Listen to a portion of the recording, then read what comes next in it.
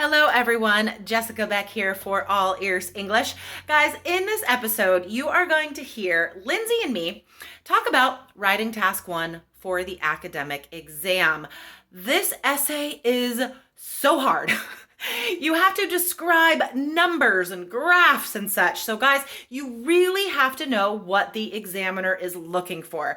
So listen to this episode, guys, and find out 2 things that students do all the time that lower their score, and find out how you can raise your score in writing task 1. Guys, remember, you can find out what would happen if you took IELTS right now. Take our short quiz and get free learning resources. Go to allearsenglish.com/IELTS quiz. This is an IELTS Energy Podcast, episode 153, 2 common mistakes that lower your task 1 writing score. You are listening to the IELTS Energy Podcast from All Ears English. We believe in connection, not perfection, and we're here to show you how to get the score that you need on your next IELTS exam. Get started with our 7 easy steps to a 7 or higher at allearsenglish.com/SEVEN. Now, let's get to the show. In today's IELTS Energy Podcast, you are going to learn the 2 biggest mistakes you could possibly make in writing task 1 that will decrease your score automatically.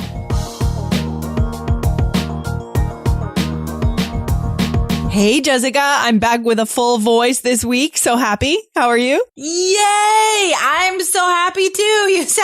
You sound like you have way more energy than last week. Yeah, I'm back again. It's hard when you're sick, like, it takes over everything. It was very hard for me to think clearly last week or to get anything done. I felt like such a waste of space. Oh God, I know. I am not a very good, sick person. I'm quite dramatic. I don't know if that comes through when I'm talking, but I can be a little dramatic. Yeah. So when I'm sick sometimes, if I let myself fully just be sick. I don't let myself usually, but if I actually give in, I'm just oh, the world is ending. Everything is horrible. I know. It's true. It's true. So hopefully our listeners are staying healthy too. You know, we want everyone to be good and healthy and ready for the IELTS exam. Woohoo. Heck yeah.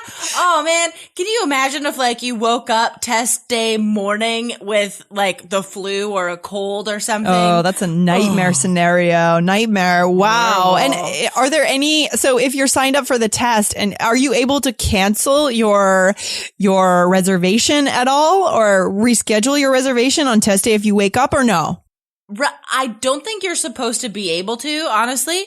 But I think depending on who the test administrator is, if you rock up and you're totally sick, just I think you have to go in person though, honestly, to talk to them about it and say, listen, there's no way I can do this today. Can I reschedule? I think that's possible. But I don't know. I think too many students probably go out drinking or something and then call the test center the next morning, just by phone to be I'm sick. I can't come in. And they're going to be well, too bad. No money back. So I think if you show up and you're super sick, I think they'll help you out. So they need to see your nose running and they need to hear your cough. Exactly. Okay. So that's our advice. If you're sick on test day, just rock up, as Jessica says, rock up to the test center. I love the Aussie dialect. I love it. Or the Aussie vocabulary. That. I say that all the time. It's great. I love it too. I love Australian English. It's fantastic. Oh, so cool. Oh my gosh. Okay. So this is a side note, guys, but it does have to do with, speaking English and accent. So it is connected. I was listening to a show on NPR, and they were saying that a researcher, a linguist, was doing research on where the Australian accent comes from, and it was part Aboriginal, part British, part Irish, and part drunkenness. That's great. This whole thing. It was so funny. I love that. I love it.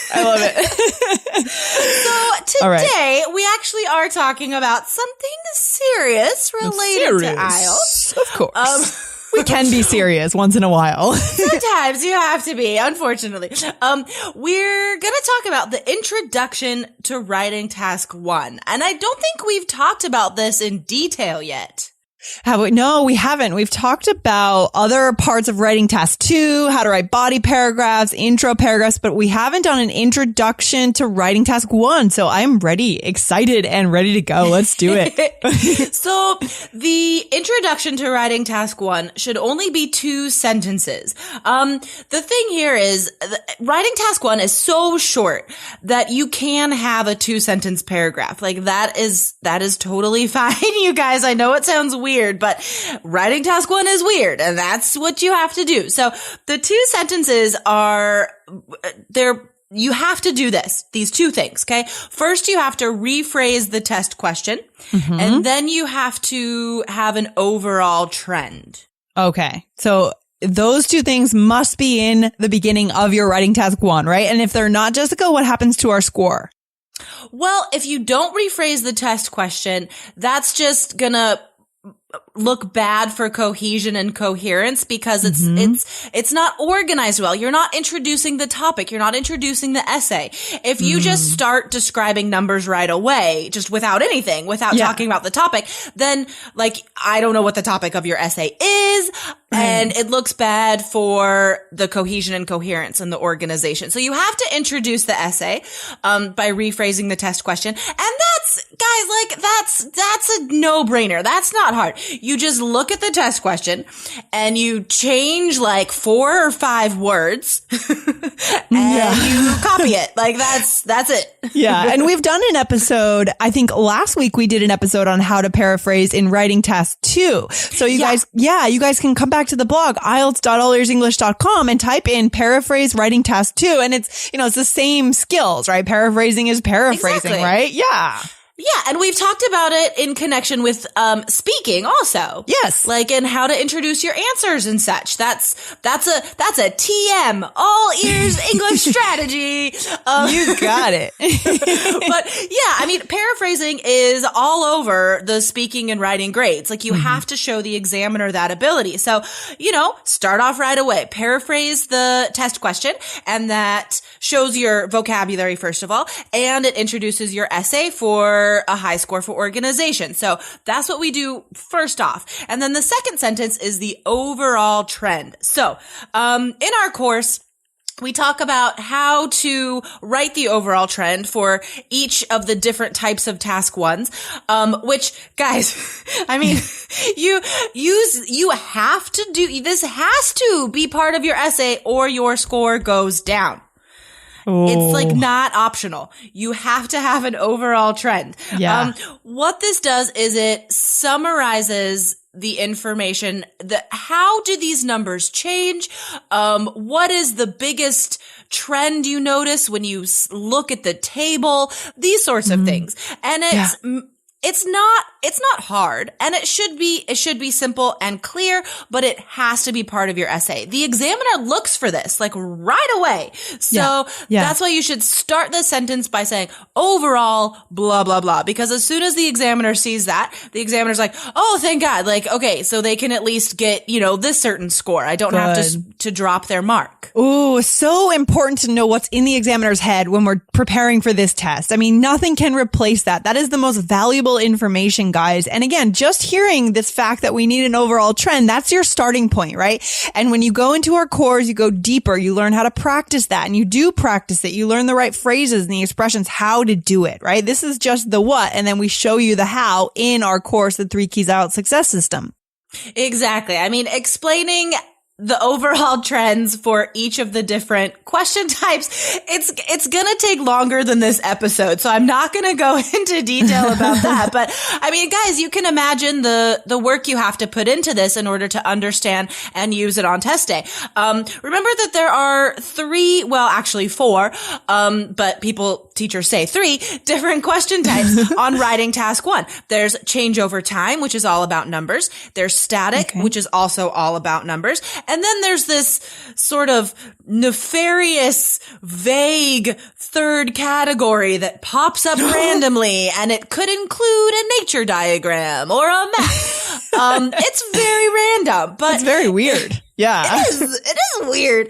But guys, like in our course, I show you examples of everything you might see in writing task 1 and tell you exactly how to find the overall trend super quickly.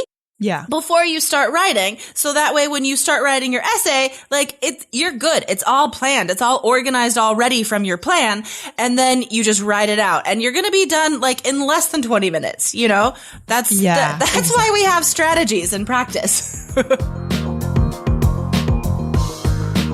When you don't have a step-by-step plan, you get lost and you waste time and money doing the wrong things. We have a 7-step checklist that will get you on the right track for your IELTS preparation. Go to allearsenglish.com/SEVEN and get your checklist now. See you there.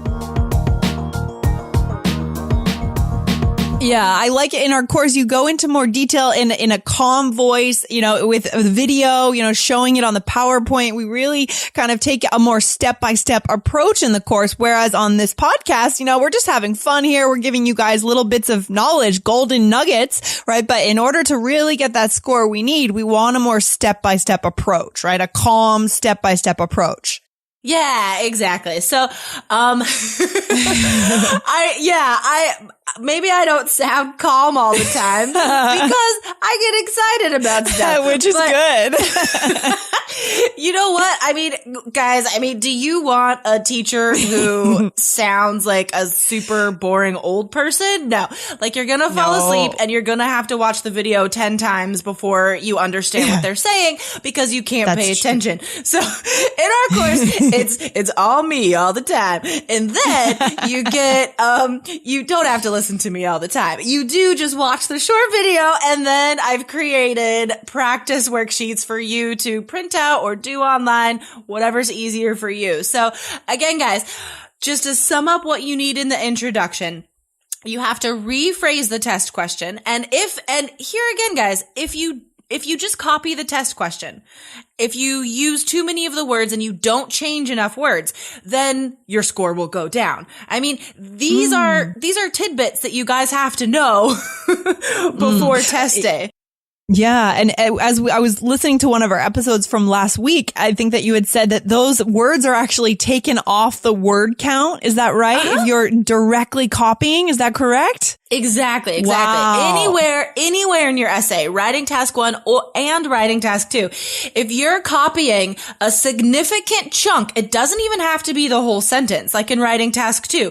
If the question is like, some people believe that, buying your own house is the best investment or whatever, then if you copy that phrase, buying your own house is the best investment, that's going to be taken off the word count anywhere in your essay. Yeah. Like anywhere you use it. Yeah. So that's exactly what will happen. It'll directly lower your score, right? It's a very specific thing that will happen if we go and copy those phrases, guys. So practicing our paraphrasing skills is probably the key here. Right. Exactly. I know. I mean, with my students, we take everything step by step. That's our strategy and that's our learning strategy, right? Simplify, practice, succeed. So first we just super simple. What is the very first step when you see that task 1 question? Well, first you have to read the question carefully and think about paraphrasing.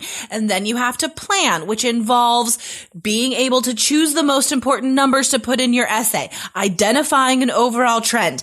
And those are the 3 steps we practice first before we even talk about the essay. I mean, you have to really take it slowly, right? So again, like just step by step, we practice each of those pieces, talk about different ideas and different answers before moving on to organizing the information in the actual essay. Yeah, I like that. And as you said before, Jessica, writing task 1 is such a weird task and random and not something we do very often in our everyday lives. So practicing and getting a good strategy becomes even more important. Yeah, for sure. I know.